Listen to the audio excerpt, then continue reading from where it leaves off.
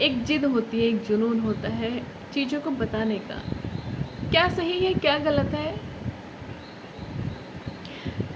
हम बताना चाहते हैं कि हमारे नज़रिए से क्या सही होता है। हम कई बार भूल जाते हैं कि जो हमें सही लगता है वो कितने लोगों को सही लगता है। लेकिन होता है कुछ, क्योंकि जो चीज़ें था में होती हैं वो हमेशा रिग्रेट बनती हैं। जो चीज़ें प्रेजेंट में हैं उनको हम हैंडल कर सकते हैं, लेकिन जो चीज़ें पास्ट में गुजर चुकी हैं वो कहीं ना कहीं एक रिग्रेट छोड़ जाती हैं। और कई बार जब हम उन चीज़ों को किसी को बता नहीं पाते तो वो एक जिद का रूप ले लेती है। कई बार देखिए कि स्पेशली लेडीज़ जो 50-60 साल की एज की होती हैं उनके अंदर एक जिद आ जाती है, और ये जिद अधिकतर उन औरतों के अंदर आती है जो कभी अपनी ज़िंदगी को अपने हिसाब से नहीं जी पाई।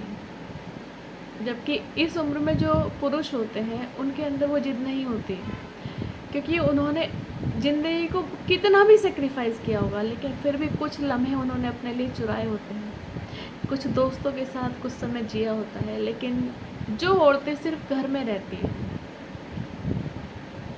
उनके अपने कोई लम्हे नहीं होते हैं, वो सिर्फ और सिर्फ सबके लिए जीती हैं। उनकी ज़िंदगी टुकड़ों में बटी होती है और जिसमें से कोई भी टुकड़ा उनका अपना नहीं होता। और इस एज तक आते आते वो सब चीज़ें मिलकर एक जिद के रूप में बन जाती हैं, जहाँ एक जुनून होता है कि यहाँ हमें खुद को सही साबित करना है, क्योंकि हम सारी उम्र खुद को सही साबित नहीं कर पाए। तो क्या इस जिद में वो जिद होती है? शायद जहाँ तक मुझे लगता है कि इस जिद के पीछे एक पछतावा होता है,